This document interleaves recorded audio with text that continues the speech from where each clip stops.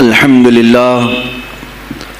لله الحنان المنان الذي خلق الإنسان وعلمه البيان والصلاة والسلام على رسوله سيد الإنس والجان وعلى آله وأصحابه ذوي الخير والإحسان أما بعد فأعوذ بالله من الشيطان الرجيم بسم الله الرحمن الرحيم ألا إن أولياء الله لا خوف عليهم ولا هم يحزنون الذين آمنوا وكانوا يتقون لهم البشرى في الحياة الدنيا وفي الآخرة لا تبديل لكلمات الله ذلك هو الفوز العظيم صدق الله مولانا العظيم وبلغنا رسوله النبي الأمين المتين المختار الكريم ونحن على ذلك من الشاهدين والشاكرين والحمد لله رب العالمین۔ بارگاہ رسالت معاب صلی اللہ تعالی علیہ وسلم میں درود پاک کا ہدیہ پیش کریں۔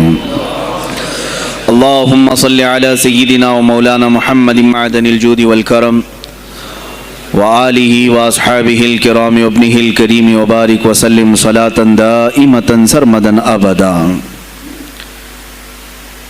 آج کی یہ محفل پاک سلطان الاولیاء سراج الاصفیاء شہنشاہ بغداد تاجدار ولایت شہباز لامکانی قندیل سبحانی محبوب سبحانی سیدنا عبد القادر جیلانی قدس اللہ سرہ الشریف کی بارگاہ میں خراج عقیدت کے لیے منعقد کی گئی ہے۔ اس دربار میں میں اپنی گفتگو سے پہلے ان کے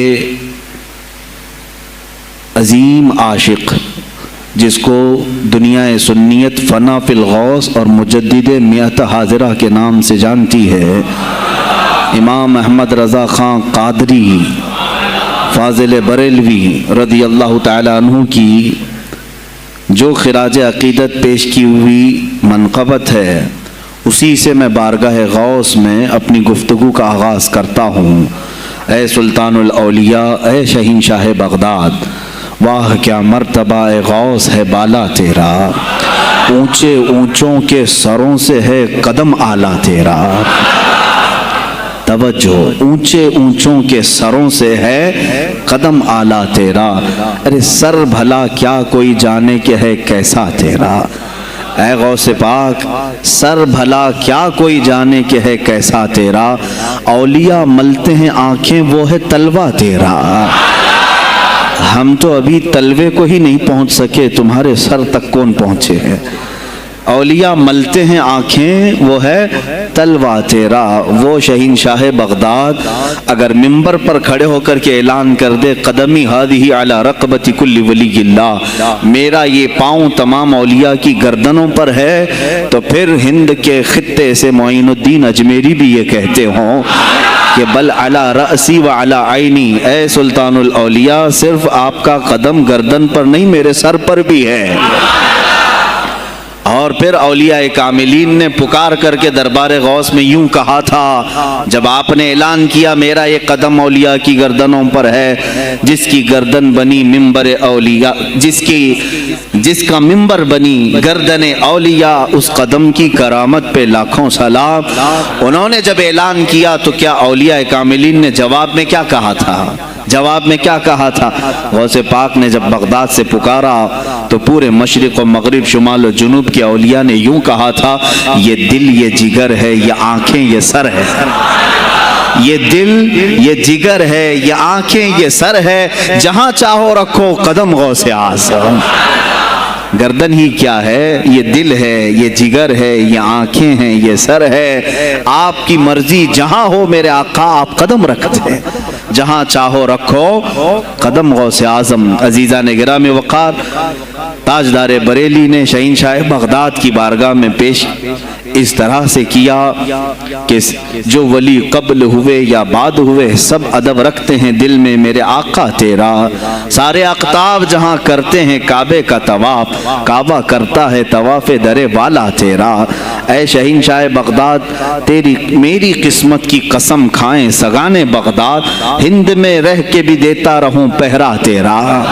ہند میں رہ کے بھی دیتا رہوں پہرا تیرا۔ سرکار بغداد کی بارگاہ میں پھر استغاثہ کرتے ہوئے اعلیٰ حضرت بریلوی رحمۃ اللہ تعالی علیہ یوں عرض کرتے ہیں، اے شہین شاہ بغداد، تجھ سے در، در سے سگ، اور سگ سے ہے مجھ کو نسبت، میری گردن میں بھی ہے دور کا ڈورا تیرا۔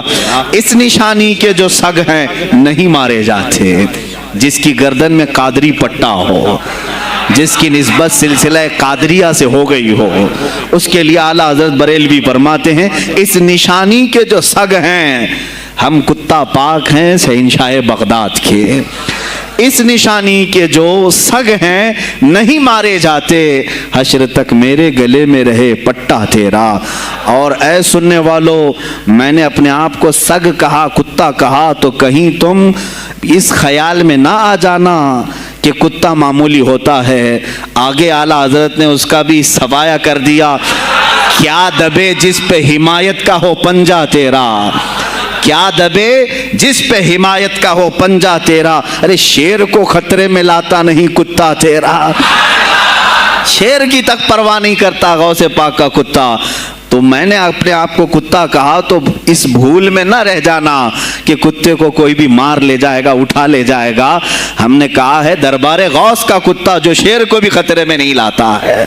عزیزان گرامی وقار، بارگاہ غوث میں جو جھوم کر کے اشعار امام احمد رضا خان فاضل بریلوی رحمۃ اللہ تعالی علیہ نے بیان کیے ہیں، وہی ہماری گفتگو کا خلاصہ بھی ہیں۔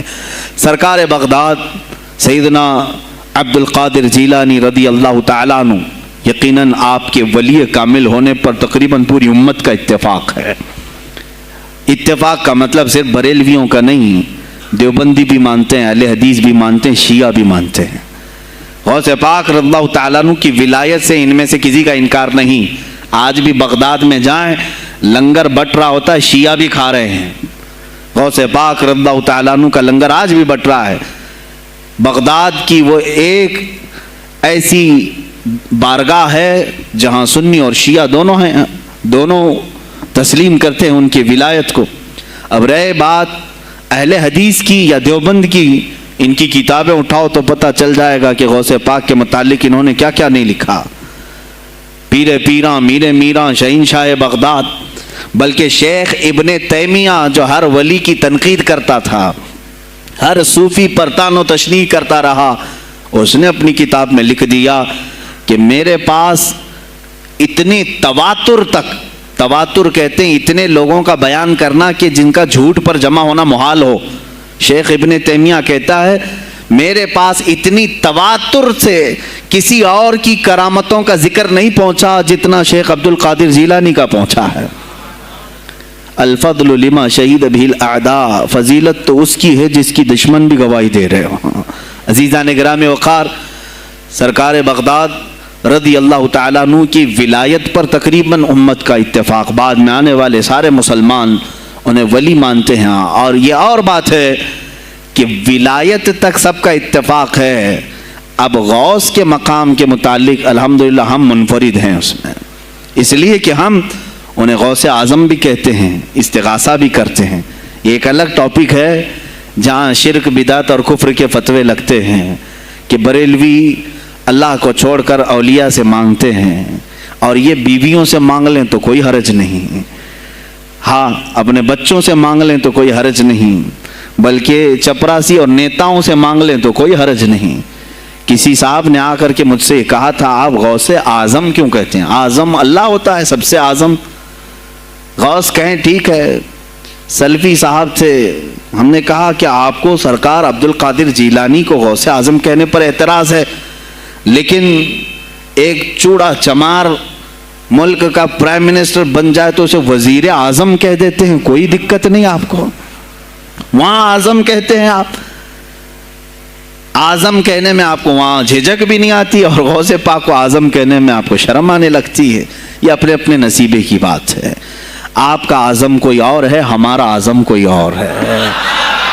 عزیزان گرامی، سرکار بغداد شہین شاہ ولایت سلطان الاولیاء سیدنا عبد القادر جیلانی رضی اللہ تعالیٰ عنہ، ماں کے پیٹ سے ہی ان کو ولایت عطا کی گئی۔ یہ وہ اولیاء میں سے ہیں جن کا پیدائشی اللہ تعالیٰ نے منتخب فرمایا ہے۔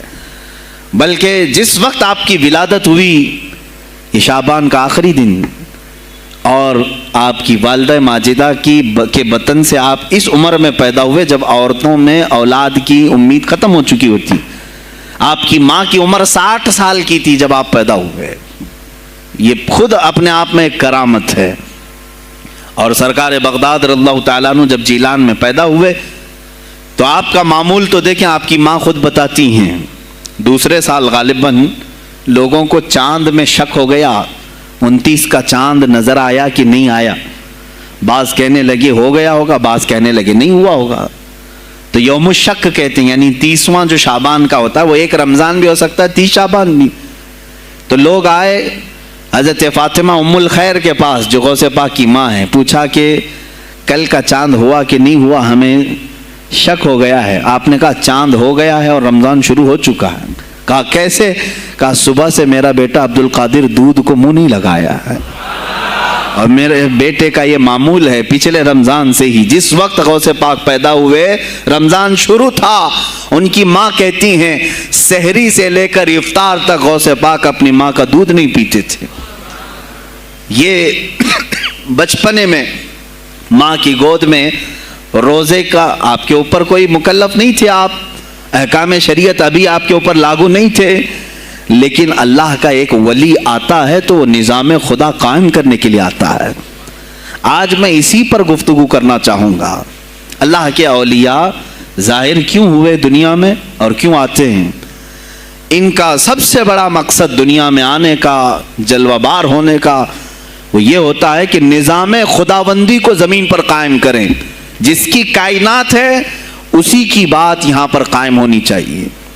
اب یہ باتیں وقت کے ساتھ گزرتی جاتی ہیں اور لوگ بھول جاتے ہیں. آپ سب کو پھر میں یاد دلا دوں، میرے عزیز، میں نے بھی اور آپ نے بھی اللہ سے ایک وعدہ کیا ہے. ہماری روحوں نے اللہ سے وعدہ کیا ہے.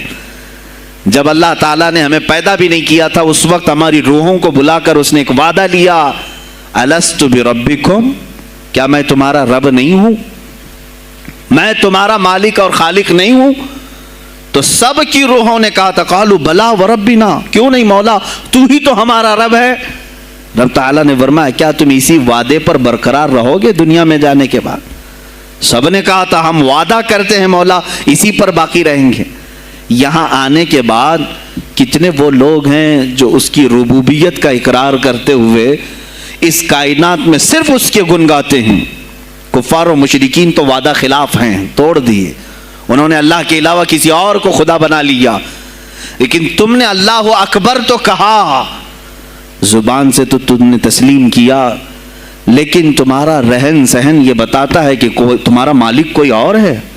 کسی اور کو راضی کرنے میں لگے ہوئے ہو، کسی اور کی دریوزہ گیری کر رہے ہو، کسی اور کی خوشامدی میں کھڑے ہوئے ہو.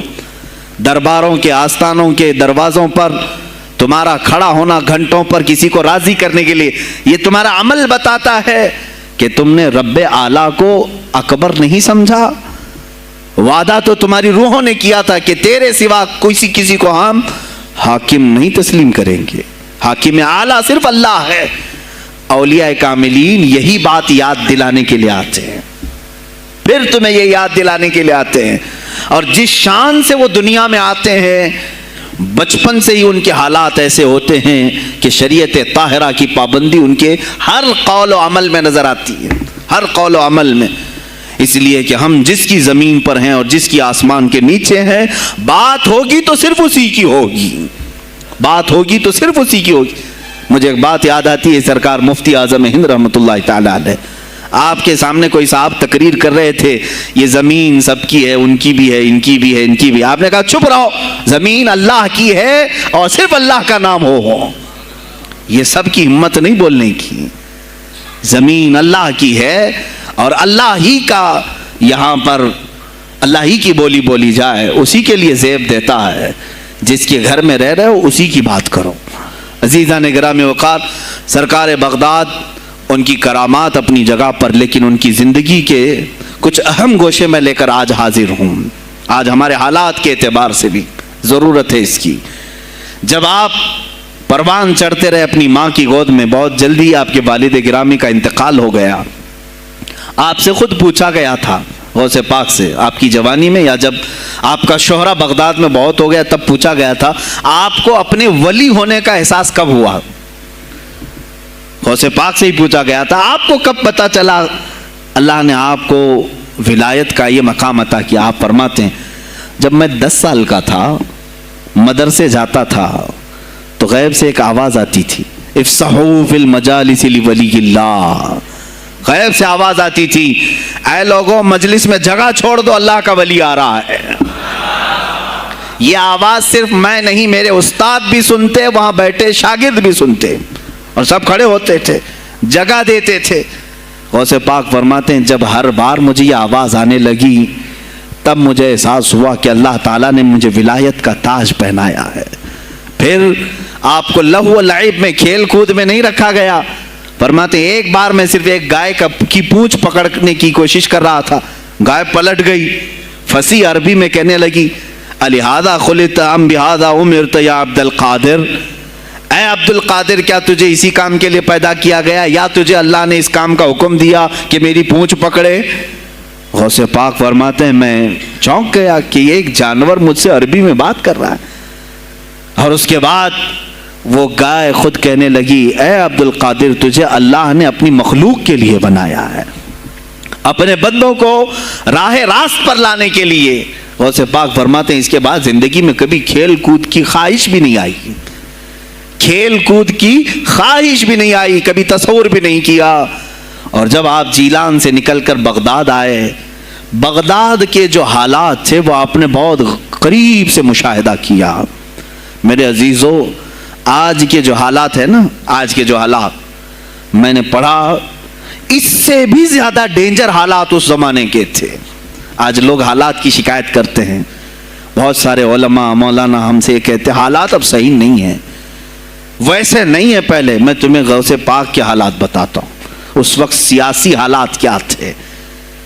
اس وقت سیاسی حالات اتنے خطرناک ہو چکے تھے، بغداد میں شیعوں نے اپنا گڑھ جمایا تھا، یہاں تک کہ ہر عالم پر، ہر واعظ پر، ہر امام مسجد پر پابندی تھی۔ سیدنا ابو بکر صدیق اور حضرت عمر کا کوئی نام نہیں لے سکتا تھا، کوڑے مارے جاتے تھے۔ شیخین کا اگر کسی نے نام لے لیا کسی عالم نے، کوڑے مارے جاتے تھے۔ خلیفہ واثق باللہ تک یہ تاریخ چلی بغداد میں، اور سلطنتیں ٹوٹ چکی تھیں۔ سیاسی حالات اس قدر خراب ہو چکے تھے، چھوٹی چھوٹی ٹکڑیوں میں بٹ چکے تھے مسلمان۔ مصر کی طرف دیکھیں تو فاطمی حکومت قائم ہو گئی تھی، وہ اپنے آپ کو فاطمی کہہ رہے تھے۔ بغداد میں عباسی خاندان حکومت کر رہا تھا، اور وہ بھی سمٹ کر کے صرف بغداد کے اطراف رہ گئی بس۔ پھر ترکی کی طرف دیکھیں تو سلجوکی خاندان تھا، ایک ایک ٹکڑا حکومت کر رہا تھا، اور یہی آپس میں دست بگریباں تھے، ایک دوسرے سے لڑ رہے تھے۔ اور پھر پلس اس پر ایسا کہ بازنطینی جو عیسائی تھے، صلیبی تھے، ان سلطنتوں کو آپس میں لڑا کر کے اس قدر شدت پیدا کر چکے تھے کہ بغداد والا مصر نہیں جا سکے، مصر والا ترکی نہ آ سکے۔ پھر ادھر بخارا، سمرقند، نیشاپور، یہ جو رشیا میں ہیں آج، ازبکستان وغیرہ میں، یہاں الگ ایک سلطنت قائم تھی، اور ہند میں الگ کفرستان تھا۔ سب جگہ الگ الگ حالات تھے، اور مسلمانوں کے لیے اس زمانے میں ایسے حالات ہو گئے جیسے لاک ڈاؤن ابھی کا سیم۔ میں آپ کو بتا دوں سچویشن، لاک ڈاؤن میں کیا ہوا تھا معلوم ہے؟ یہ ہمارے طلبہ دیکھیں 8 مہینے سے بیٹھے ہوئے ہیں، مدارس میں نہیں گئے، حفظ قرآن کر رہے تھے، عالم دین بن رہے تھے، مدرسے بند ہیں نا، گھروں میں بیٹھے کچھ تو آوارہ گردی کر رہے ہیں۔ اسی طرح کالج کے بچے بھی، اسکول کے بچے بھی، سب چھوٹے ہوئے ہیں لاک ڈاؤن کی وجہ سے۔ سیم یہی سچویشن اس زمانے میں ہوئی۔ بغداد علمی مرکز تھا، کوفہ اور بصرہ علم کے مرکز تھے۔ آپسی رنجشوں کی وجہ سے بادشاہوں کی طلبہ ایک جگہ سے دوسری جگہ کا سفر نہیں کر سکتے تھے۔ بغداد کے سارے مدرسے بند پڑے ہوئے تھے، کیونکہ طلبہ آ نہیں سکتے۔ کہاں سے آئے تم؟ مصر سے آئے، واپس جاؤ، اس سلطنت میں کیا کر رہے ہو؟ اس طرح کی سختیاں، یہاں تک کہ یہی زمانہ ہے جب حسن بن صباح نام کا ایک ایسا منافق جس نے اس زمانے کے بادشاہوں کو خرید لیا اور کچھ لوگوں کو نشے کا خوگر بنایا. حشیشین وغیرہ آپ نے سنا ہو, صلاح الدین ایوبی کا زمانہ ہے یہ. غوث پاک سے صرف 4 سال بعد صلاح الدین ایوبی آئے, صرف 4 سال بعد. اس زمانے میں حسن بن صباح نے ہزاروں نوجوانوں کو نشے کا عادی بنا دیا تھا, ہزاروں نوجوان. اور کیسا نشہ, کوکین, افیون وغیرہ سب تو لے کر کے تو لوگ ہوش میں آ جاتے ہیں. وہ ایسا تھا کہ اس نے جو نشہ دکھایا تھا, ایک چھوٹے سے کمرے میں ان کو رکھتا اور انہیں بتاتا کہ یہ درخت ہیں, یہ نہر ہے, یہ محل ہے, یہ حور ہے, تو اسے وہ جنت ہی سمجھتے تھے. اور پھر اس کمرے سے باہر نکالتا اس کو, تڑپ تڑپ کے آدمی مر جاتا کہ مجھے میری جنت میں واپس کرو. وہ جنت نہیں کمرہ ہوتا تھا, لیکن نشہ اسے ایسا کرایا جاتا تھا کہ اس کمرے کو وہ جنت سمجھنے لگتا تھا. اور ان نوجوانوں سے کیا کرایا جاتا تھا, ان کو نشے کا عادی بنا کر کے باہر نکالا جاتا, انہیں ٹارگٹ دیا جاتا, فلاں مجلس میں جاؤ, فلاں خلیفہ کو قتل کرو, فلاں وزیر کو مارو, فلاں سپاہیوں کو مارو, فلاں عالم دین کا قتل کرو. اور وہ اپنا ٹارگٹ پورا کر کے آتے, اس لیے کہ انہیں نشہ چاہیے تھا. وہ 1 دن 2 دن سے زیادہ اس نشے کے بغیر رہ نہیں پاتے ہیں. وہ اپنا ٹارگٹ کرنے کے لیے اپنی جان بھی جوخم میں ڈالتے ہیں. اس طرح کے کئی حملے خلفاء پر کرائے حسن بن صباح نے. اور جانتے ہیں, میں نے آج تاریخ دیکھی, حسن بن صباح نے علماء اہل سنت کو اس زمانے کے 40,000 علماء کو قتل کرایا.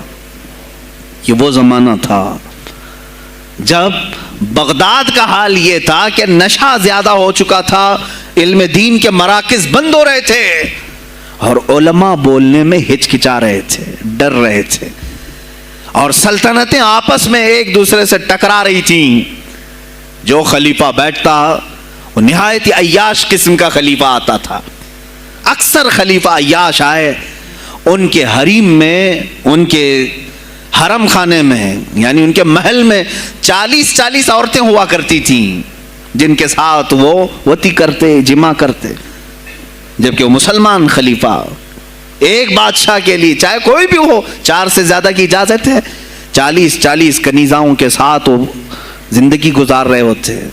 اس میں عیسائی بھی ہوتی, یہودی بھی ہوتی, سب قسم کی ہوتی.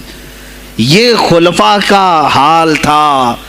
تم کیا کہہ رہے ہو ہمارے زمانے کو؟ ارے حالات برے ہیں, حالات برے ہیں. ابھی اور میں بتاؤں کتنے برے حالات اس زمانے میں تھے. علماء کو کوڑے مارے جاتے تھے اگر بولے. ارے شیخین کا نام لینے پر پابندی بغداد میں لگ گئی ہو, اس سے بڑا اور ظلم کیا ہو سکتا ہے؟ سیدنا ابو بکر صدیق, حضرت عمر کا نام لینے پر کوڑے مارنے لگائے جاتے. ایسے حالات میں شہنشاہ بغداد سیدنا عبد القادر جیلانی بغداد آئے ہیں جب آپ کی عمر صرف 18 سال کی تھی. 18 سال کی جوانی میں آپ نے ملاحظہ کیا, حالات کو دیکھا, تعلیم حاصل کی بڑے بڑے اساتذہ سے. آپ کے اساتذہ فقہ میں الگ ہیں, حدیث میں الگ ہیں, تفسیر میں الگ ہیں, علم کلام میں, کئی علوم و فنون پہ آپ نے مہارت حاصل کی. اس کے بعد حالات دیکھ کر کے آپ نے کیا کہا, یہ اب یہاں سے میں ہر ایک عالم دین کے لیے بشمول من میرے لیے نصیحت سمجھتا ہوں. غور سے سن لیں. غوث پاک رضی اللہ تعالیٰ عنہ کی زندگی میں ایک موڑ ایسا آیا, اور شاید میں نے بھی کبھی کئی مرتبہ اس طرح سوچا ہے, میں کمپیئر نہیں کر رہا ہوں, لیکن سنیں, حالات کو دیکھ کر کے غوث پاک نے جنگل کا رخ اختیار کر لیا. کیا لینا دینا ہے اس دنیا سے؟ اور آپ خود فرماتے ہیں کہ میرے دل میں یہ ارادہ تھا, نہ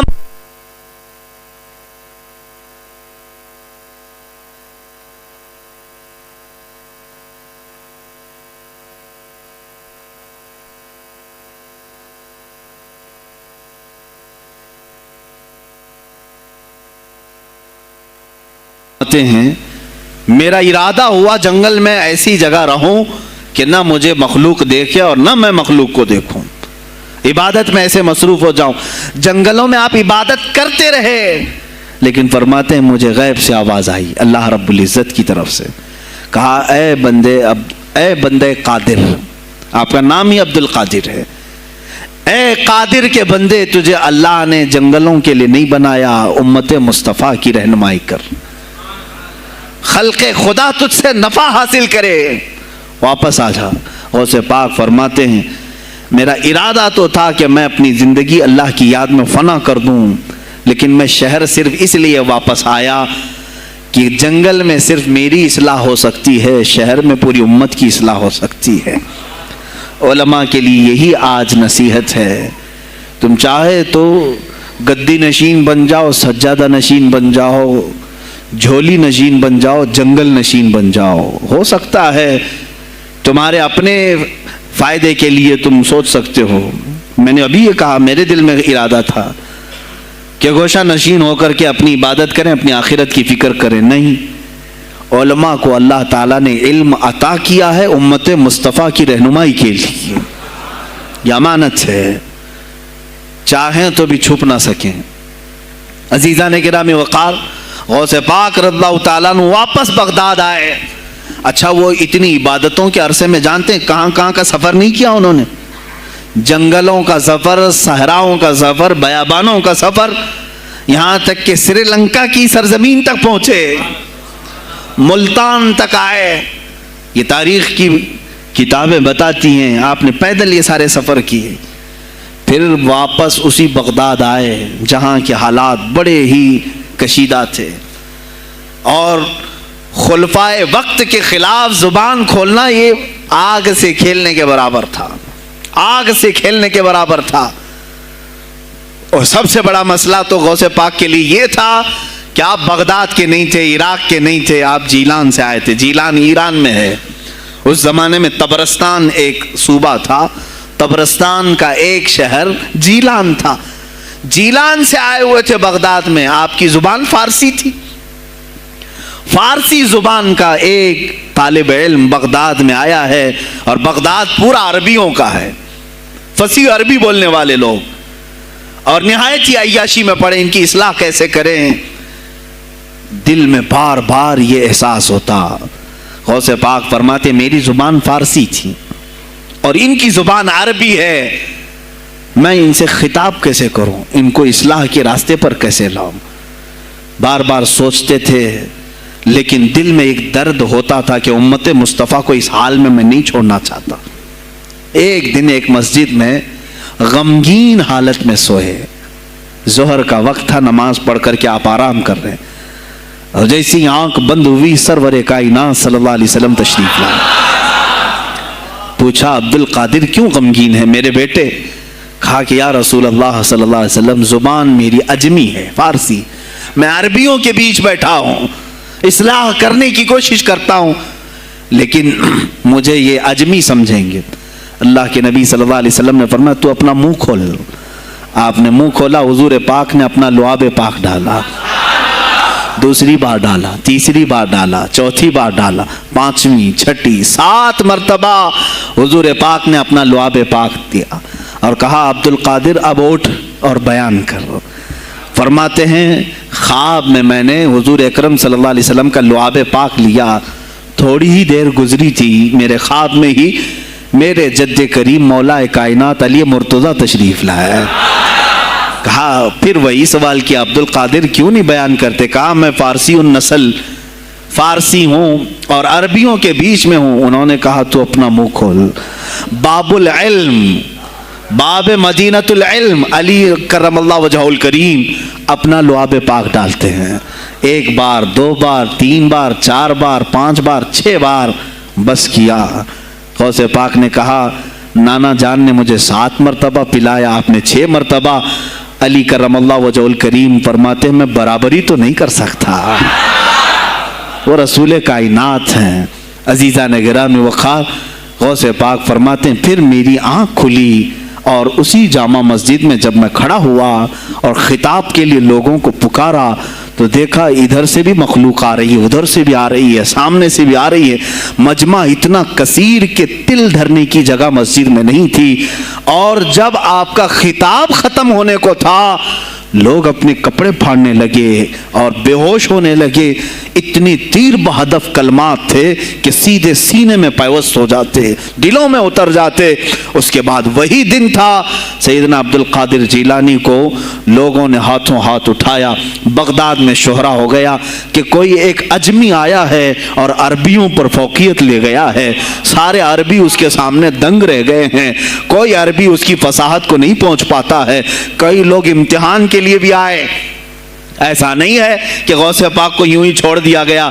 मेरे अजीज, तुम तो 1000 साल के बाद करामतें सुनते हो ना, यही लगता है कि गौसे पाक बहुत करामतों के मालिक थे, बहुत बड़े आलिम और बड़े वली कामिल थे, कुछ नहीं हुआ होगा उनके साथ। हमारे से ज्यादा खतरे उन्होंने मोले हैं, हमसे ज्यादा हासिदीन उनके थे, दुश्मनी करने वाले अपनों में भी बहुत सारे थे।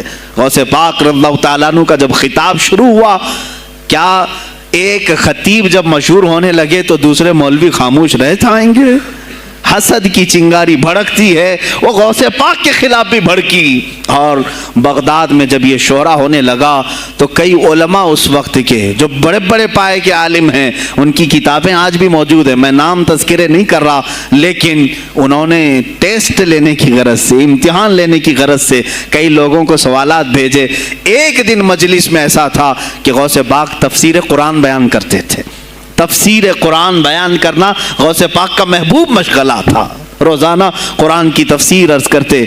एक दिन मजलिस में बड़े बड़े उलमा की जमात, जिसमें अब्दुर्रहमान जोज़ी जैसे बड़े फ़क़ीह मुहद्दिस हैं, इनकी एक जमात आई। कुरान की जो आयत की तफसीर वो कर रहे थे, उस तफसीर को कई किताबों से उन्होंने अख़ज़ किया और लेकर के आए, मजमे में बैठे हैं। गौसे पाक ने तफसीर शुरू की। एक आयत की कितनी तफसीरें हो सकती हैं, कितनी तफसीरें हो सकती हैं। एक तफसीर बयान किया, उसके बाद कहा इस आयत की एक दूसरी तफसीर ये है। फिर थोड़ी देर के बाद गौसे पाक ने फरमाया इसकी एक तीसरी तफसीर ये है। फिर कहा उसकी एक चौथी तफसीर ये है। फिर कहा उसकी एक पांचवी तफसीर ये है। बयान करते जा रहे हैं, करते जा रहे हैं, यहाँ तक के 13 तफसीरें हो गई। जो बैठे हुए थे वो आशाश करने लगे। उसके बाद इतना ही नहीं, आगे बढ़ते रहे, आगे बढ़ते गए। 40 तफसीरें एक आयत की आपने बयान की। जो आए थे वो खड़े हो गए और उसके बाद गौसे पाक रज़ियल्लाहु ताला अन्हु को देखने लगे। गौसे पाक ने उनको मुखातब करके कहा, ऐ गिरोहे उलमा, ऐ जमात उलमा, तुम 13 तफसीरें याद करके आए थे एक आयत की, क्या वो मैंने शुरू से 13 तक सही बयान किया? सब अपने जुब्बे उठाने लगे। कहा हम तो ये 13 तफसीरें पढ़कर आए थे ये सोच करके कि शेख अब्दुल कादिर जीलानी को 2-3 से ज्यादा तफसीरें नहीं आती होंगी। 13 के बाद आप तो 40 तक पहुंचे, वहां तो हमारा भी इल्म नहीं पहुंचा। जमात उलमा दंग रह गए और उसके बाद तौबा भी किया। कहा हमारे दिलों में बदगुमानी आ गई थी, हम तौबा करते हैं। गौसे पाक रज़ियल्लाहु ताला अन्हु, एक और मजमा है, एक और मजमा ऐसा है कि उसमें 40 के करीब उलमा है। सवालात अलग अलग अलग लेकर के फंसाएंगे किसी तरह से इनको, डिफिकल्ट सवालात लेकर के। एक बात याद रखना, मिशकात शरीफ की हदीस है, जिसने इल्म इसलिए हासिल किया कि किसी आलिम को नीचा दिखा दूं, उसे फंसा दूं सवाल करके, हुजूर फरमाते हैं क़यामत के दिन उसे आग की बेड़ियां पहनाई जाएंगी, उसकी जुबान को आग की कैंची से खींचा जाएगा। इसलिए इल्म हासिल मत करो, किसी को नीचा दिखाना, किसी को बेवकूफ़ बनाना। एक किताब कहीं से पढ़ कर क्या आए, मौलाना के पीछे पड़ गए, ये बताओ सही है कि नहीं है। फिर अगर उस मौलाना साहब के दिमाग में उस वक्त वो मसला नहीं था, उन्होंने कहा नहीं मालूम, तो आपको लगा कि हाँ मेरे से ज़्यादा तो इनको भी नहीं मालूम। तुमने तो एक ही चीज़ हल करके उनके सामने पेश की है। अजीज़ा निगरामी, इस तरह की चीज़ें हरगिज़ ना करें, ये बहुत बड़ा गुनाह है मुगालते में डालना। गौसे पाक रज़ियल्लाहु ताला अन्हु एक जमात से खिताब कर रहे हैं। 40 उलमा है, अलग अलग अलग सवालात नोट करके, मैं ये पूछूंगा, तुम ये पूछना, तुम ये पूछना। गौसे पाक रज़ियल्लाहु ताला अन्हु ने अपना खिताब किया और सवालात के लिए उस दिन महफिल का वक्त ही नहीं दिया। कहा आज सवालात कोई नहीं करेगा। वो लोग तो सवालात लेकर के आए थे। सब मजमे में खिताब के बाद जिसको जो पूछना है आप कहते हैं कि पूछ लो, उस दिन का कोई नहीं पूछेगा, आओ सिर्फ मुसाफा करके जाओ। आओ सिर्फ मुसाफा करके जाओ। तो ये जो उलमा की जमात थी, इनको बुलाया, एक आते उनको सीने से सीना लगाते और कहते तेरा ये सवाल था, उसका ये जवाब है। दूसरा आता उससे कहते तू ये घर से सोच के आया था, तेरा सवाल ये है, उसका जवाब ये है। इस तरह 40 से मुसाफा किया, मुआनका किया, उनके सवालात के पूछने से पहले जवाबात भी दे दिए। और उसके बाद कहा क्या है गिरोह उलमा, तुम सवाल करते और मैं जवाब देता तो अब्दुल कादिर की क्या इसमें खुसूसियत थी? तुम सवाल भी ना करो, मैं जवाब दूं, तब पता चलेगा कि मैं बंदा कादिर हूं, मैं कादिर का बंदा हूं। तुमने सवाल भी नहीं किया और मैं जवाब दूं तो तुम्हें एहसास होगा कि मैं कादिर का बंदा हूं। अल्लाह रब्बुल इज्जत का के सिफाती नाम है। अजीज़ान गिरामी वक़ार, उलमा ने तंग किया, परेशान किया, आपके मजमों को रोकने की कोशिश की, लेकिन ऐसा नहीं है कि गौस पाक ने हर एक को अपनी करामत से ज़ेर कर दिया हो, उन उलमा को पूरा सुला दिया हो। नहीं, फेस किया है, मुकाबला किया है, परेशानियां उठाई हैं। और खुलफा के वक्त के सलातीन की भी बहुत सारी ऐसी सख्तियां थी जिसको आपने बर्दाश्त किया। कई लोगों ने आप पर पाबंदियां लगाने की कोशिश की थी। ये तो सरकार गौस पाक की इस्तिकामत थी कि आप जमे रहे। और सबसे बड़ा काम आपका क्या था मालूम? खानकाह के गद्दी नशीनों, गौर से सुनो, जो गौस पाक का नाम लेते हैं, सरकार गौस पाक रज़ियल्लाहु ताला अन्हु की इस सिफत को मैं बयान करूं तो ये बगलें झांकेंगे। अभी गौस पाक ने सबसे बड़ा किरदार क्या किया जानते हैं आप? लोग कहते हैं खानकाही माहौल कायम करना है, अल्लाह अल्लाह करो, तस्बीह लो, दिलों की सफाई करो, सब सही है, लेकिन गौस पाक ने तकरीबन 25 साल सिर्फ जिहाद पर बयान किया है। सिर्फ जिहाद पर कहा कि ए गिरोहे मुस्लिमीन, तुम पर अल्लाह ने जिल्लत मुसल्लत कर दी है इसलिए कि तुमने कोशिशें तर्क कर दी हैं। हुकूमतों को सही करने के लिए आपने बागडोर संभाल ली थी। गौस पाक जब बयान करते मिंबर से तो वक्त का जो तख्त था वो भी हिलने लग जाता था। खलीफा मुस्तंजिद बिल्लाह उस जमाने का खलीफा है और तंग आ गया गौस पाक के पास। जब वो बयान करते और उनकी अय्याशियां खोल खोल करके जिक्र करते तो लोगों में अब एहसास जागने लगा, कोई तो अल्लाह वाला आया है जो निज़ाम खुदावंदी कायम करने की बात कर रहा है, निज़ाम मुस्तफ़ा कायम करने की बात कर रहा है। बगदाद की यह हालात जब होने लगे, मेरे अजीज़ों, सुल्तानुल औलिया गौस पाक की ही शह पर जानते हैं सलाहुद्दीन अय्यूबी जैसा एक मर्द मुजाहिद पैदा हुआ है।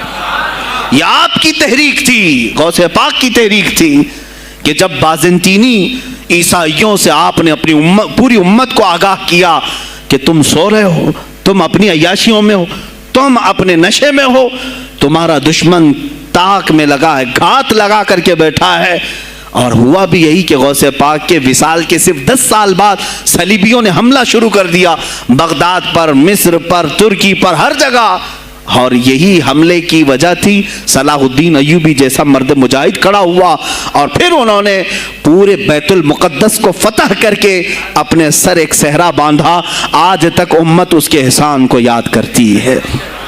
मेरे अजीजों, गौस पाक के ज़माने के हैं सलाहुद्दीन अय्यूबी। इतना ही नहीं, आप ही की तहरीक थी, गौस पाक की तहरीक थी कि तुम जवानों को तैयार करो, तुम्हारी जिंदगी अय्याशी के लिए नहीं, अल्लाह का निज़ाम कायम करने के लिए है। तुम अल्लाह का निज़ाम कायम करने के लिए आए हो दुनिया में, क्योंकि अल्लाह ने तुम्हें खलीफतुल्लाह कहा है।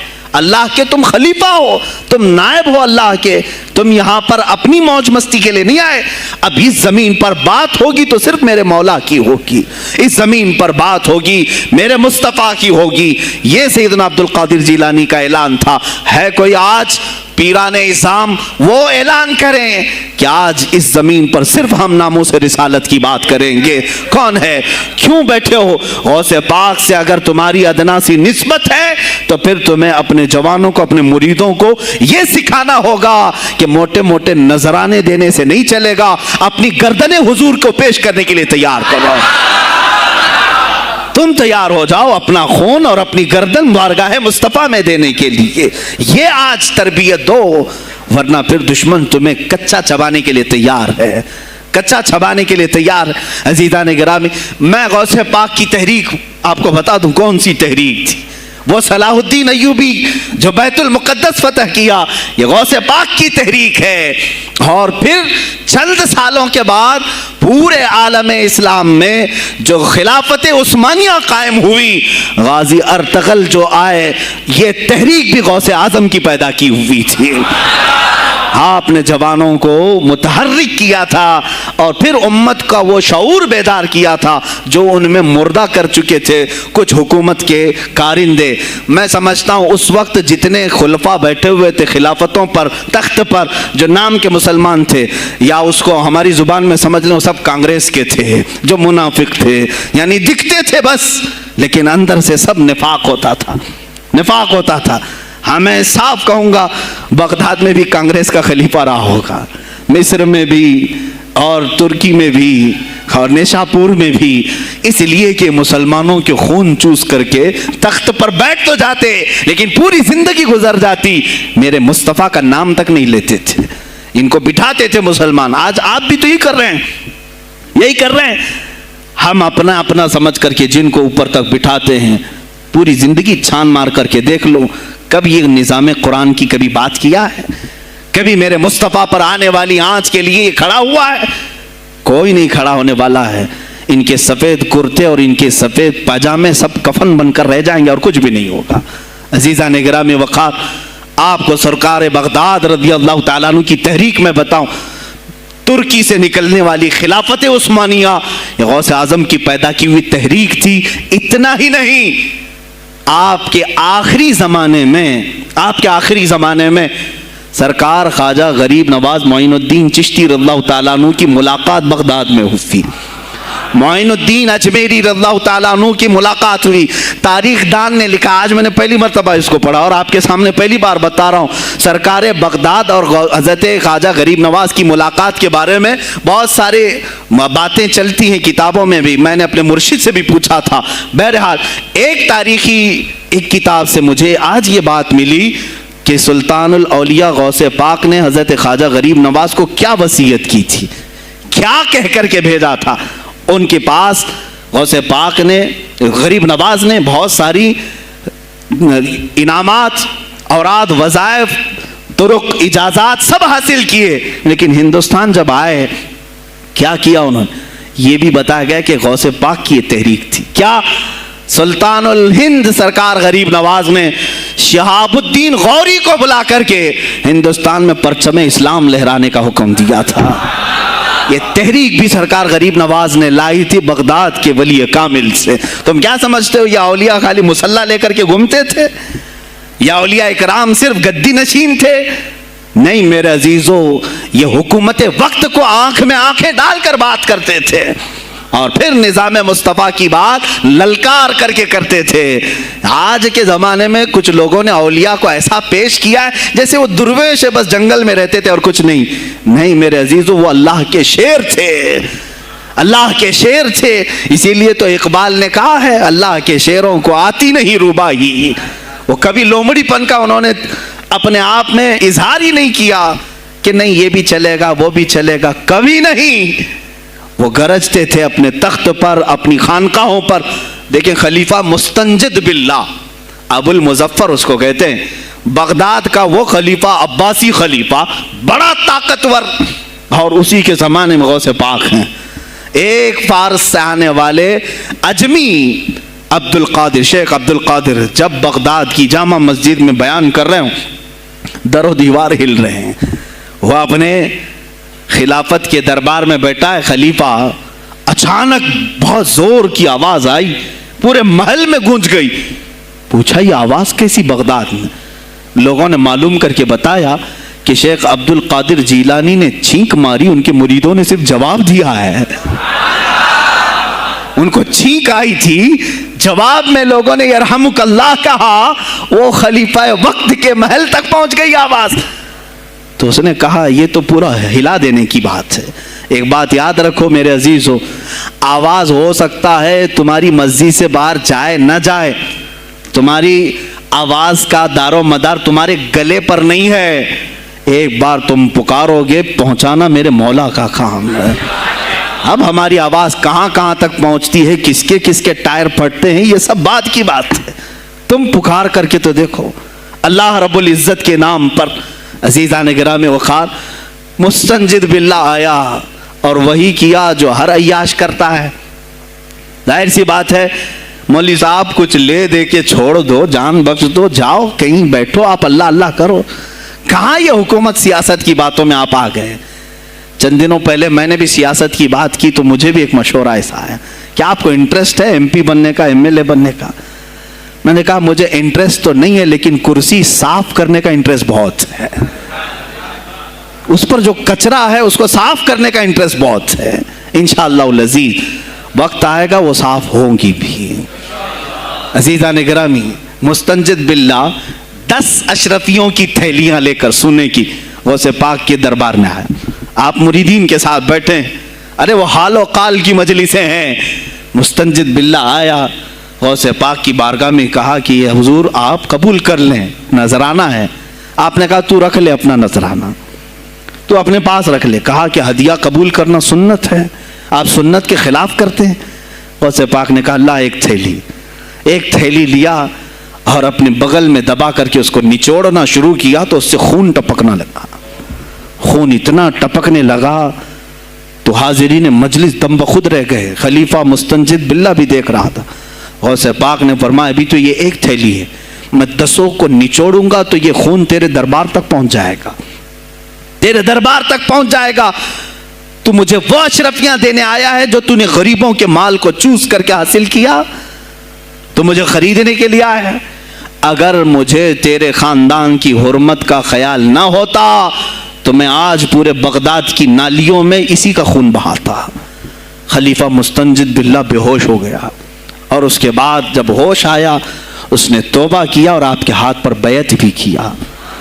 اب اس کے بعد وہ خلیفہ ایسا پاک ہوا، نظر غوث جو پڑھی۔ اب اس کے بعد دربار خلافت کے حالات کیا ہو گئے سنیں۔ میں آج سیاست پر بات کر رہا ہوں۔ اب خلیفہ مستنجد باللہ کا دل جب صاف ہوا، 8 دن کے بعد وہ حاضر آیا، کہا سلطان الاولیاء اے شیخ عبد القادر جیلانی آپ حکم فرمائیں کہاں کس طرح کا گورنر رکھنا چاہیے، گورنر کس طرح کا ہونا چاہیے آپ دیں۔ غوث پاک نے اپنے خلفاء کو حکم دیا کہ لسٹ بنائی جائے، اسلامی سلطنت میں گورنر کون ہوگا۔ لسٹ بنی، کہا وہ ہوگا جس کی تہجد قضا نہیں ہوتی، وہ گورنری پر آئے گا جو سنت رسول کو ہلکا نہیں سمجھتا ہوگا، وہ گورنری پر آئے گا جس کی نمازیں کوئی قضا باقی نہ رہی ہوں، اس لیے کہ جو اللہ کا قرضہ باقی رکھے گا وہ لوگوں کا بھی مال کھا جائے گا۔ آپ نے لکھایا نام، خلیفہ مستنجد باللہ نے آپ کے اشارے پر گورنر پورے تبدیل کر دیے۔ ہر جگہ پر ایسے لوگوں کو رکھا جو سرکار غوث پاک کے یا تو مرید تھے یا خلیفہ تھے یا شاگرد تھے، اور ان کے دلوں میں اللہ کا خوف تھا، اور وہ پورے بغداد اور آس پاس کی سلطنتوں کو سنبھالے ہوئے تھے۔ ایک وقت ایسا آیا کہ وہی چند سال پہلے جو بغداد نشے میں ڈوبا ہوا تھا، 10 سالوں کے بعد لوگ کہنے لگے کہ آج بغداد ایسا لگ رہا ہے جیسے عمر بن خطاب کا زمانہ آ گیا ہو، عمر بن خطاب کا زمانہ آیا ہو۔ تم نے تو غوث پاک کی 11ویں کھائی ہے نا، اصلاح حکومت ان سے نہیں سیکھا، وہ آئے تھے نظام تبدیل کرنے کے لیے۔ آج میں علماء سے بھی یہی کہوں گا، تم حق بات تو پہنچاؤ قوم تک۔ آج حالات ایسے ہیں میرے عزیزوں، ڈر اور خوف ان کے سینوں پر طاری ہوا۔ کس بات سے ڈرتے ہو؟ کیا تم نے اللہ کی ذات پر ایمان نہیں لائے؟ یہ نہیں کہتے ہو موت و حیات اللہ کے ہاتھ ہے، رزق اللہ کے ہاتھ ہے، پھر ڈرتے حکومت وقت سے کیوں؟ مجھے ابھی چند دنوں پہلے ایک میسج یہ بھی آیا تھا کہ حضرت آپ تو پاکستان کے علامہ خادم حسین کی تعزیت پر بیان کر رہے ہو، آپ دیکھ نہیں رہے یہاں کا ماحول کیسا ہے؟ عزیزان گرامی اس دن مجھے افسوس اس بات پر ہوا، سوال پر، ہائے افسوس، اس قدر تمہارے ضمیر مردہ ہو گئے، اس قدر تم بزدل ہو گئے، لاکھوں لوگوں کے دلوں میں شمع عشق مصطفیٰ جگانے والے پر تمہاری زبان بند ہے، تمہاری زبان بند ہے. میں نے صرف ایک جملہ کہا, کوئی فرق نہیں پڑتا, میں اس ملک میں رہ رہا ہوں جہاں کا پرائم منسٹر ایک سور خبیث فرانس کے صدر کے لیے ٹویٹ کر سکتا ہے, تو میں پڑوسی ملک کی کسی عاشق رسول کی تعزیت کیوں نہیں کر سکتا؟ کیوں نہیں تعزیت کر سکتا؟ اگر ہندوستان کی تخت پر بیٹھنے والے کو فرانس کے صدر سے کوئی دلی عشق ہے, محبت ہے, تم اس کی معشوقہ ہو یا محبوبہ ہو, مجھے فرق نہیں پڑتا, لیکن اتنا ضرور ہے عاشق رسول مشرق میں ہو, شمال میں ہو, جنوب میں ہو, مغرب میں ہو, جب اس کی روح جائے گی تو ہماری بھی روح تڑپے گی. ہماری ڈور بندھی ہوئی ہے مدینۃ الرسول سے. میرے آقا صلی اللہ علیہ وسلم کی جو بات کرے گا وہ پھر کسی بھی ملک کا باشندہ ہو. تم کہتے ہو تعزیت کے لیے, ارے میرے عزیز, اگر میں سامنے ہوتا تو اس کے قدموں کی خاک میں اپنے امامے پر رکھتا.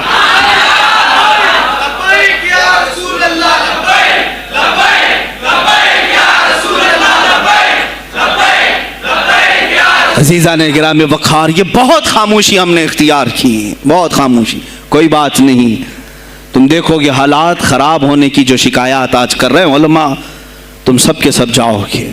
مجھے ابھی بچوں نے بتایا کوئی کانگریس کے لیڈر کا انتقال ہو گیا تو پیر صاحب تعزیت کے لیے باہر کھڑے ہو گئے, باہر آ گئے. ہم ان کی تعزیت کرتے ہیں. ڈوب مرو چلو بھر پانی میں, تمہاری گدی پہ ہی مر جاؤ.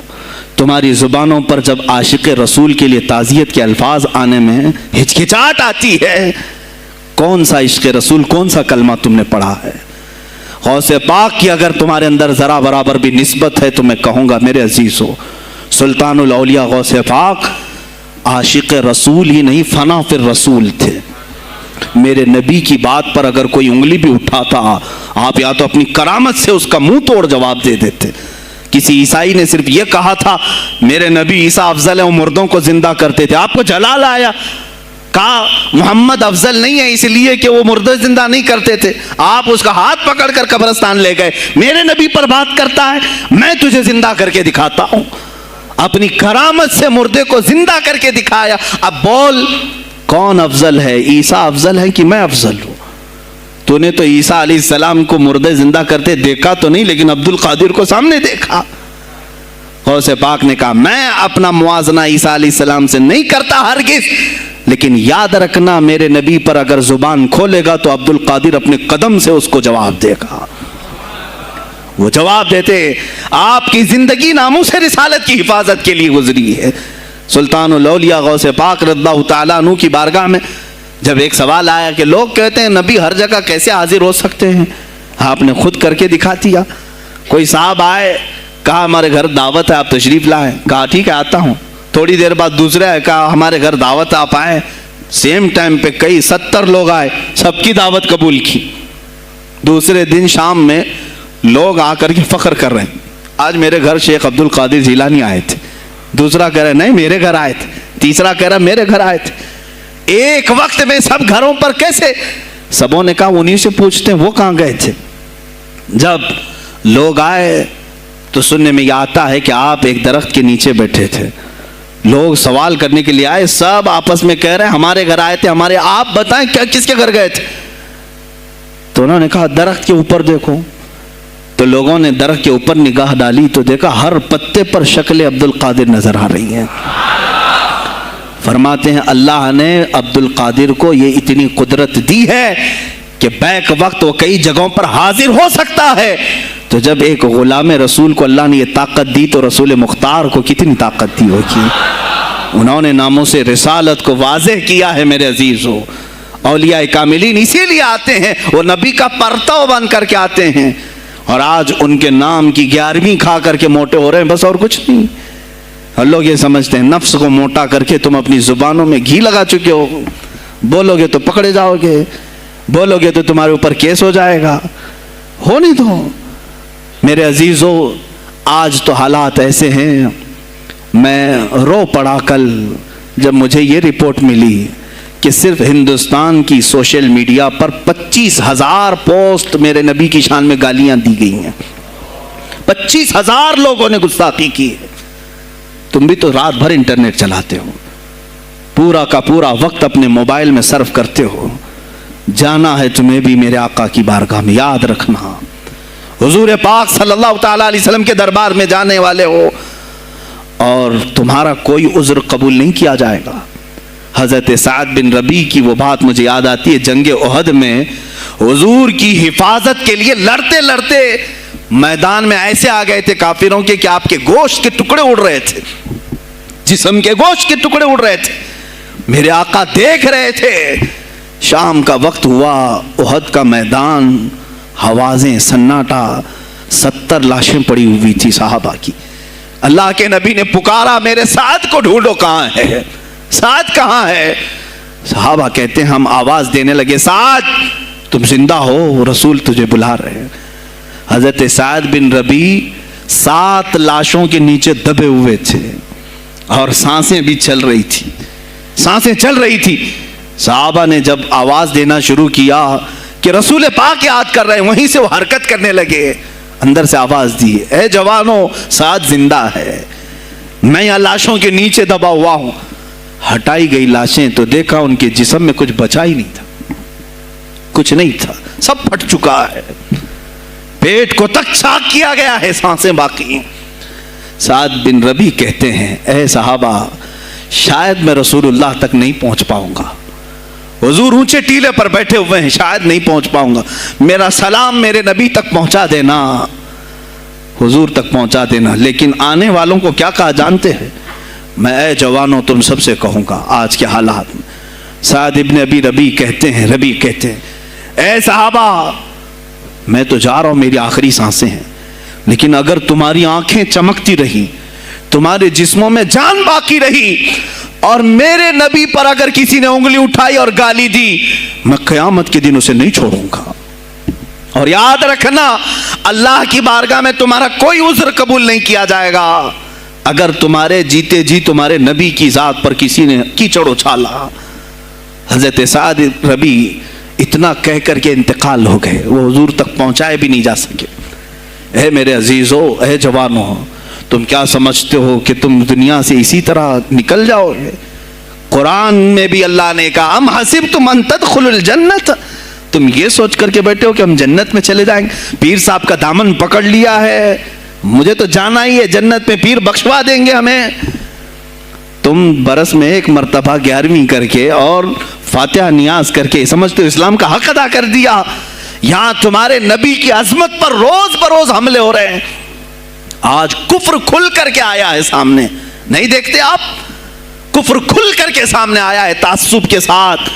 हर शहर में जाते हुए गुंडे ललकार रहे हैं इस्लाम के खिलाफ हमारे मुल्क में। अगर मैं खुल करके आया तो मेरा क्या जुर्म है इसमें, मेरा क्या कसूर है इसमें? क्या आप भी मैं ना बोलूं? हाँ, आज तुम्हारे पास ताकत है, पावर है, जो कुछ भी हसर और रसूख है, इससे ज्यादा क्या करोगे कि तुम मुझे जेल में बंद कर दोगे? मैं कल की तफसीर में भी यही कहा। एक मौलाना साहब ने कहा, क्या आप इतना बोल रहे हैं, आप पर ऐसे एक्ट लगाए जाएंगे कि जिंदगी भर आपकी जमानत ही नहीं होगी। आप पर ऐसे कानून लगाए जाएंगे कि आपकी जिंदगी भर जमानत ही नहीं होगी। मेरा दिल ये कहता है, ऐ लोगों, इस तरह जी कर फायदा भी क्या? ऐसी आज़ादी किस काम की जिसमें रोज उठते साथ मेरे नबी की शान में गुस्ताखियां हम सुन रहे हो और हुजूर को कोसा जा रहा हो, हम खाते पीते घूम रहे हो। इससे बेहतर है कि जेल की कोठरी में हम जिंदगी गुजार लें, कल बारगाह मुस्तफ़ा में उठने वाला चेहरा तो रहे हमारे पास। अगर अल्लाह के नबी सल्लल्लाहु ताला अलैहि वसल्लम ने सवाल कर लिया पकड़ करके कि तेरे जिंदगी में, तेरी जवानी में मुझ पर तो लोग रंगीला रसूल कह रहे थे, तू क्या कह रहा था? तू क्या कह रहा था उस जमाने? तुम क्या कहोगे? ऐ अल्लाह के नबी, मैं मजदूर था, मैं कुछ नहीं कर सकता था, मैं गरीब था, काम काज करता था, मैं कुछ नहीं कर सकता था। याद रखो, उस वक्त मेरे आका तुम्हारे सामने बिलाल हबशी को लाकर खड़ा कर देंगे। ये क्या था बिलाल? ये तो गुलाम था। इसकी पीठ पर सिल रख करके पीठ गला दी जाती, तब भी अपनी जुबान पर मेरा नाम लेना नहीं छोड़ता था। तुम कौन सी मजदूरी की शिकायत ले जाओगे? बहाना करोगे अल्लाह की बारगाह। रसूल की बारगाह में बहाना करोगे? ऐ गिरोह उलमा, तुमको अल्लाह ने मिंबर दिए हैं खिताबत के लिए, अल्लाह ने अपने रसूल का मिंबर तुम्हें दिया है, इसलिए नहीं कि तुम हुकूमत की खुशामदी करो, तुम अपने वक्त के तागूती कुव्वतों की खुशामदी करो, इसलिए नहीं, बल्कि आज तुमसे कौम मुसाफा करके हाथ चूमती है सिर्फ इसलिए कि तुम्हारी जुबान पर नाम मुस्तफा है। आज उलमा की जो इज्जत है सिर्फ इसलिए, तुम्हारी पगड़ियां, तुम्हारे जुब्बे देख करके कौम इज्जत नहीं करती, सिर्फ इसलिए इनके दिलों में तुम मचलते हो कि तुम मुस्तफा करीम की बातें करते हो। उलमा को जानना चाहिए कि तुम्हारी इज्जत नबी से वाबस्ता है। आबरूए माज़ा नाम मुस्तफा अस्त, हमारी आबरू, इकबाल ने कहा था, हमारी आबरू नाम मुस्तफा से वाबस्ता है। अगर उसी नाम को किसी ने छेड़ा तो फिर हमारा जी कर मतलब क्या है, हम किस काम के? मैं एक मिसाल से समझाता हूं। मस्जिद है, दीवार के पेंट को अगर किसी ने खुरच लिया तो हो सकता है माफ कर दें, हम उसको छोड़ दें। किसी ने लकीर निकाल दी दीवार पर, हम छोड़ दें उसको, लेकिन मियां वो हमारे सामने आकर पिल्लर हिलाने लग गया और मस्जिद का ये पिल्लर तोड़ने लग गया, खामोश बैठोगे? और अगर तुम खामोश बैठे तो इसका अंजाम क्या होगा? उसने पिल्लर हिलाया तो सिर्फ पिल्लर नहीं टूटेगा, ये छत पूरा सबके ऊपर गिरेगा। आज जालिम कुफार पूरे तुम्हारी जड़ को हिला रहे, मेरे नबी की जात को, सीधे मुस्तफा करीम की जात को हिला रहे हैं। अल्लाह के हबीब सल्लल्लाहु ताला अलैहि वसल्लम की नामूस को हल्के में मत लेना मेरे अजीजों, लाखों जाने जाती हैं, जाए इस्लाम पर। हुजूर अकरम सल्लल्लाहु ताला अलैहि वसल्लम की जात को हल्के में मत लेना। और अगर इन्होंने हिलाना शुरू किया है अगर हुजूर की जात पर, हैरत हो रही, 25,000 पोस्ट, तुम में से किसने कंप्लेंट की है? साइबर क्राइम को कंप्लेंट कर सकते थे, हमारे जज्बात को ठेस पहुंचा है। हम आजाद मुल्क में रह रहे हैं, मेरे नबी से छेड़छाड़ क्यों हो रही है? किसी ने आवाज उठाई? कुछ हैं इल्ला माशाअल्लाह, कुछ उलमा, कुछ वकला इसके पीछे लगे हुए हैं, लेकिन मेरे अजीजों हर मुसलमान का यह हक़ है, तुम्हारी निस्बत रसूल पाक से है। अब इन्होंने हिलाना शुरू किया तो इंतजार करो, जिस दिन ये छत गिरेगी अजाब बनकर सब पीछे जाएंगे, सब उसमें गिरफ्तार होंगे। इंशाअल्लाहुल अजीज हम मुहिम छेड़ेंगे, हम मुहिम छेड़ेंगे इस बात की। अगर आज तुम कसरत में हो तो इसका क्या मतलब, जो चाहे तुम कर लोगे। हम इतने गए गुजरे तो नहीं हैं कि हमारे नबी के ऊपर भी तुम चले जाओ। हाँ, हमें रौन दिया, हमें मार दिया, हमें कत्ल कर दिया, सब बर्दाश्त कर लिया, लेकिन अब इससे आगे नहीं बर्दाश्त करेंगे इंशाअल्लाहुल अजीज। मैं आवाज़ देता हूँ इसी मिंबर से, ए गिरोह उलमा, ए जमात सूफिया, ए खानकाह के गद्दी नशीनों, बाहर आओ, आओ हुकूमत वक्त से एक मुतालबा ये करो, ए हुकूमत वक्त के तख्त पर बैठने वालों, हमारे हिंद में पार्लियामेंट में भी ऐसा कानून पास करो कि कोई मेरे नबी की ज़ात पर भौंके तो उसे मौत की सज़ा हो जाए। हम ये चाहते हैं। अगर इस कानून को तुम्हें लाने में कुछ जिंदगियों की ज़रूरत है तो ये फ़कीर हाजिर है और मेरे साथ भी कुछ तुम्हारे लिए हाजिर होंगे। ले लो हमारी जाने और एक कानून ऐसा बना दो ताकि क़यामत तक फिर यहाँ पर कोई ना भौंके मेरे नबी की ज़ात पर। तुम कानून सिर्फ मेरे नबी के लिए नहीं, तुम अपने देवी देवताओं के लिए बनाओ, शांति से रहो।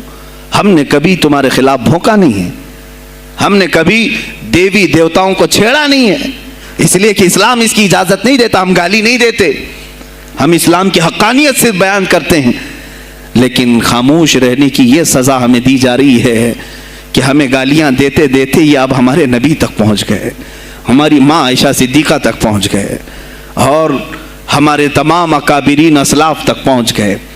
और 25 करोड़ की तादाद में खामोशी ये अच्छी नहीं है मेरे अजीज़ों, अच्छी नहीं है। आज अफसोस इसी बात का है जिनको अल्लाह ताला ने अपने नबी की नियाबत अता की है, वो नायब रसूल हैं या किसी खानकाह के गद्दे नशीन हैं।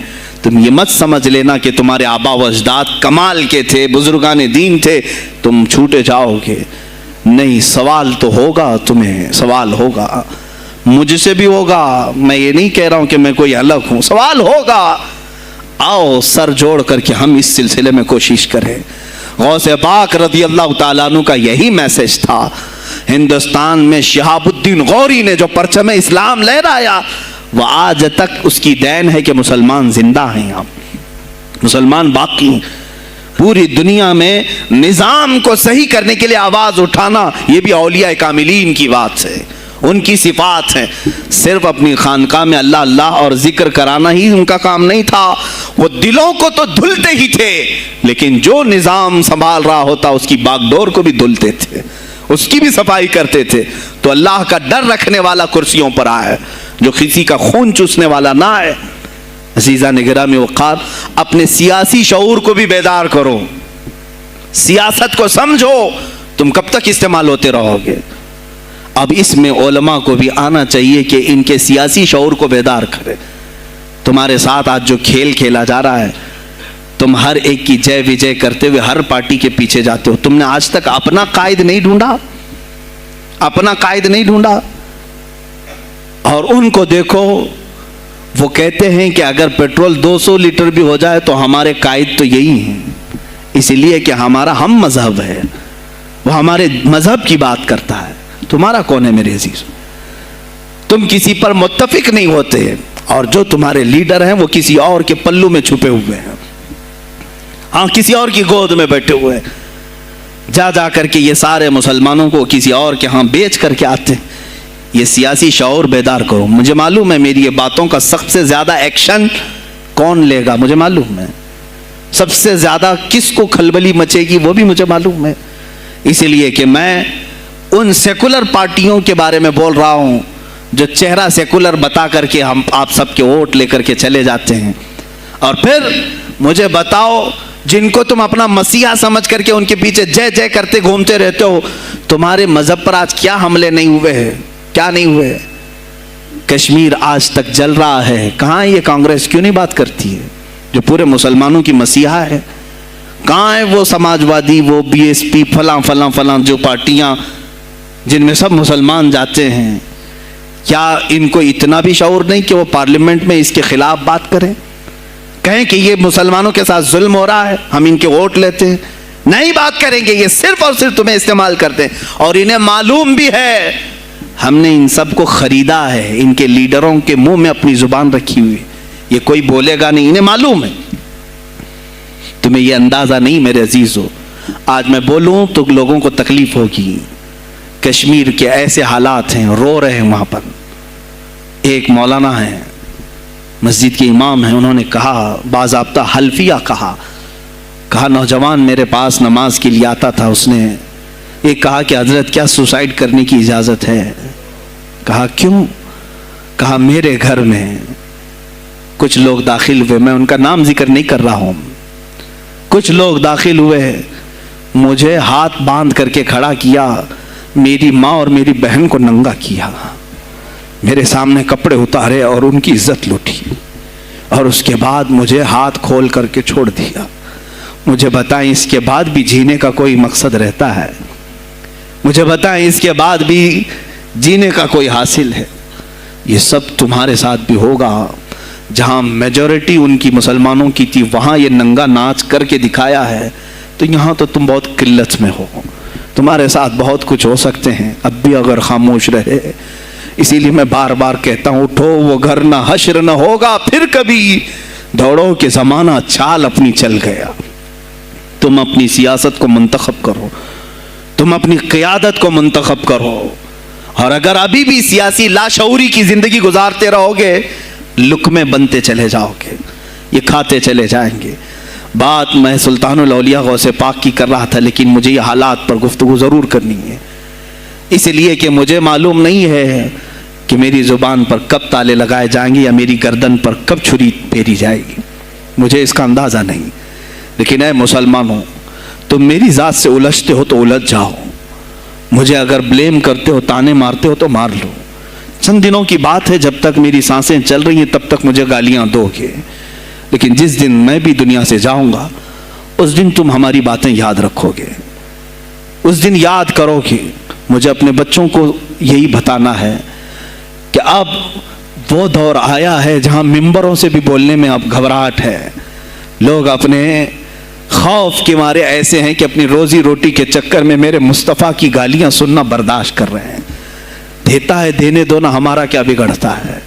इस पोजीशन में तुम आए हो आज, तुम्हारा इमाम जब इतना बुज़दिल है तो तुम्हारे दिलों में कौन सा ईमान बाकी रह जाएगा। इसलिए शऊर पैदा करो। अगर औलिया की निस्बत तुम्हारे दिल में जरा बराबर भी बाकी है तो उठो मेरे अजीजों, आप क़यामत के दिन जवाब दे होंगे मेरे नबी सल्लल्लाहु ताला अलैहि वसल्लम की अजमत पर। आज जो हमले हो रहे हैं यह हमारी ज़िंदगी का सबसे बड़ा इशू है। आज मुतालबे करो, मांगो तो किस चीज़ को मांगो, बस ये है कि मेरी नबी की इज्जत सलामत रहे, मुझे दुनिया में और कुछ नहीं चाहिए। इतना मुतालबा तो कर सकते हो, इतना मुतालबा करो और फिर देखो मेरे मुस्तफ़ा की तरफ से इनाम क्या मिलेगा, अल्लाह की तरफ से इनाम क्या मिलेगा। अरे वो मर्द कलंदर जो पाकिस्तान में अभी शहीद हुआ, किस बात का ऐलान करता था, किसको पुकारता था, किसको ललकारता था, सिर्फ यही तो बात करता था कि ताजदार खत्म नबूवत। और मैदान में माजूरी के साथ भी आकर कहता था लब्बैक या रसूल अल्लाह, ऐ अल्लाह के रसूल मैं हाजिर हूँ, अपनी जान लेकर आया हूँ। और तुम याद रखना तुम्हारी टांगें तो सलामत है, कल बरोज़ क़यामत हो सकता है तुम्हारा सामना उस खादिम हुसैन से हो, तुम्हारी टांगें देख करके पूछी जाएंगी। माजूर होने के बाद जब कोई मैदान में मेरे नबी की अजमत पर पहरा देने के लिए आ सकता है तो तुमने अपनी टांगें किस काम के लिए रखी थी। मेरे अजीज़ों, मैंने जितनी ताकत मुझे अल्लाह ने दी मैं बोल रहा हूँ, अब इसके बाद का महाज तुम्हें संभालना है, आगे की हमारी फिक्रों को तुम्हें ले जाना है।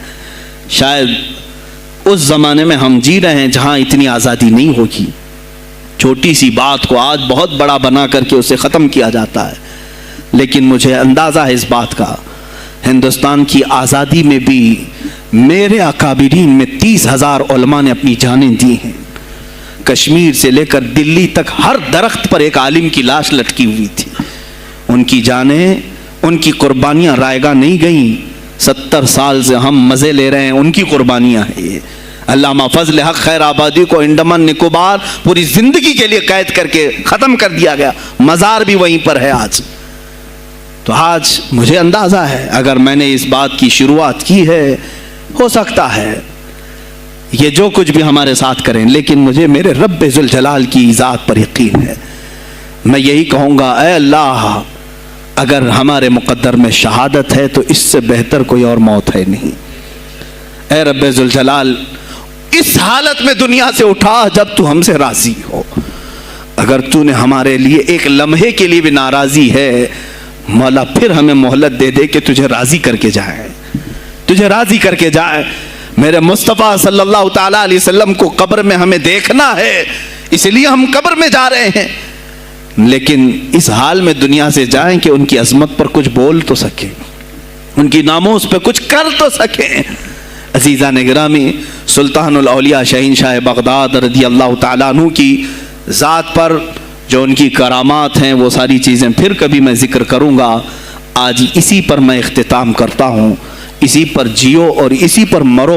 उन्हें जाना उन्हें माना, न रखा गैर से खा, लिल्लाहिल हम्द में दुनिया से मुसलमान गया। आज ले उनकी पनाह, आज मदद मांग उनसे, फिर न मानेंगे क़यामत में अगर मान गया। इसलिए कि रसूल पाक सल्लल्लाहु ताला अलैहि वसल्लम के सिवा कोई उस क़यामत के मैदान में तुम्हारा दस्तगीर नहीं है।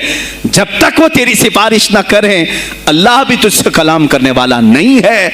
जब इमाम अहले सुन्नत ने यहाँ तक कह दिया, खलील व नजी मसीह व सफ़ी सभी से कहीं न बनी, ये बेखबरी की खल्क फिरी कहाँ से कहाँ तुम्हारे लिए, रसूल पाक ही के लिए तुम वहाँ पर भी उठाए जाओगे।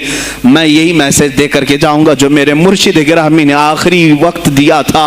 ज़िंदगी ये नहीं किसी की किसी के लिए, ज़िंदगी है नबी की नबी के लिए। ना समझ मरते हैं ज़िंदगी के लिए, ना समझ मरते हैं ज़िंदगी के लिए, जीना मरना है सब कुछ नबी के लिए। बुल हवस सुन, सीम और ज़र की बंदगी अच्छी नहीं। बुल हवस कहते हैं हवस का पुजारी, ख्वाहिशात का पुजारी। मेरा मुर्शिद ये कहकर गया है हमें, बुल हवस सुन, सीम और ज़र की बंदगी अच्छी नहीं, उनके दर की भीख अच्छी, सरवरी अच्छी नहीं, उनके दर की भीख अच्छी, सरवरी अच्छी नहीं। और कहते हैं جو پیا کو بھائے اختر وہ سہانا راگ ہے، جو پیا کو بھائے اختر وہ سہانا راگ ہے، جس سے ناخوش ہو پیا وہ راگنی اچھی نہیں، جو میرے نبی کو نہ پسند آئے وہ بات ہی اچھی نہیں، جو میرے نبی کو نہ پسند کام ہو وہ کام ہی اچھا نہیں، جس سے ناخوش ہو پیا وہ راگنی اچھی نہیں۔ وآخر دعوانا الحمدللہ رب العالمین۔ السلام علیکم۔ خدمت پہ لاکھوں سلام مصطفیٰ جان رحمت پہ لاکھوں سلام، شمع بز میں ہدایت پہ لاکھوں، غوث اعظم کا دیکھو ذرا مرتبہ، ایک اشارے سے مردوں کو زندہ کیا، آج بھی لوگ کہتے گئے غوث الورا، غوث اعظم امام التقیٰ والنقیٰ، جلوہ شان قدرت پہ کاش محشر میں جب ان کی آمد ہو اور بھیجے سب ان کی شوکت پہ لاکھوں سلام، مجھ سے خدمت کے قدسی کا ہے ہر رضا، مجھ سے خدمت کے قدسی کا ہے ہر رضا، مصطفیٰ جان رحمت پہ لاکھوں سلام، شمع بز میں ہدایت پہ لاکھوں، وہ رضا حضرت برنی کے شان ڈال دی قلب میں عظمت مصطفیٰ، جس کا سنی مناتے ہیں یوم رضا، اس امام اہل سنت پہ لاکھوں سلام، مصطفیٰ جان رحمت پہ لاکھوں سلام، شمع بز میں ہدایت پہ لاکھوں سلام، لا شرف النبی الاکرم محمد المصطفیٰ صلی اللہ علیہ وسلم وآلہ واصحابہ واولیاء ملتہ وجميع المسلمین والمسلمات الکرام۔ الفاتحہ۔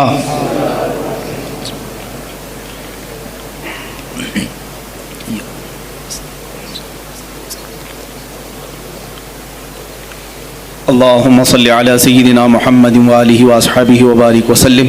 اللهم وصل وبلغ مثل ثواب ما قرأناه من القرآن الكريم، ما صليناه وما سلمناه وما هللناه وما سبحناه، وهذه هدية واصلة ورحمة نازلة وبركة شاملة منا إلى حضرة النبي الأكرم محمد المجتبى محمد المصطفى صلى الله عليه وسلم، وبوسيلته إلى جميع الأنبياء والمرسلين والصحابة والتابعين والخلفاء الراشدين، وإلى أرواح جميع أزواج رسول الله وبناته وبنيه، وإلى أرواح جميع الشهداء والنجباء والنقباء وأولياء الله الصالحين، وإلى أرواح أئمة المجتهدين وجميع المؤمنين والمؤمنات وعامة المسلمين والمسلمات الأحياء منهم والأموات، خاصة إلى روح سيدنا وسندنا وشيخنا وقطبنا سيدي عبد القادر الجيلاني قدس الله سره الشريف.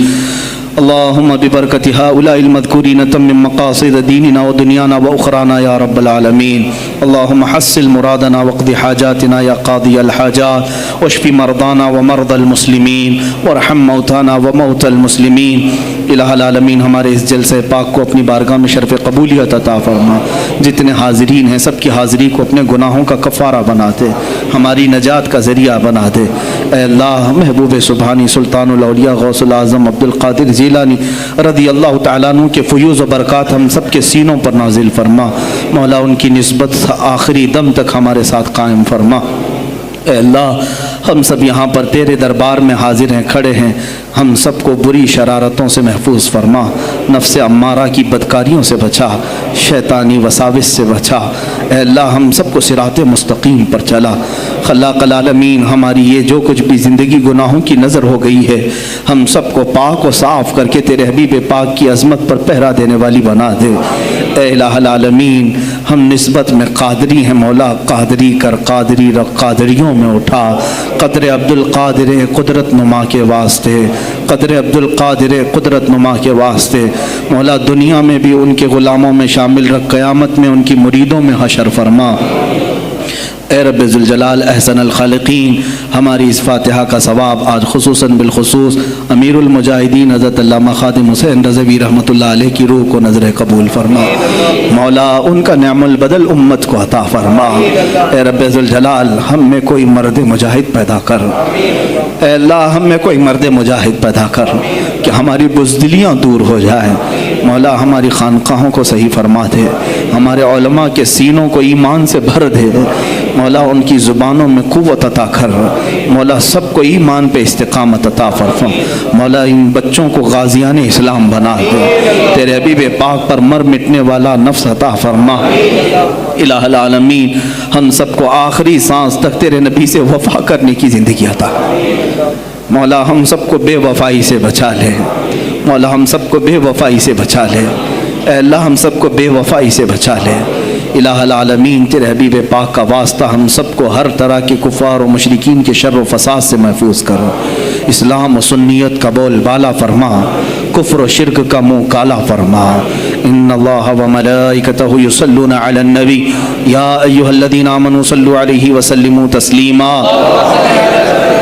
اللهم صل على سيدنا مولانا محمد معدن الجود والكرم وآله وأصحابه الكرام ابنه الكريم وآله وسلم۔ سبحان ربك رب العزة عما يصفون وسلام على المرسلين والحمد لله رب العالمين۔ جب دمیں واپسی ہو یا اللہ، جب دمیں واپسی ہو یا اللہ، لب پہ جاری ہو بس لا الہ الا اللہ محمد رسول اللہ صلی اللہ علیہ وسلم۔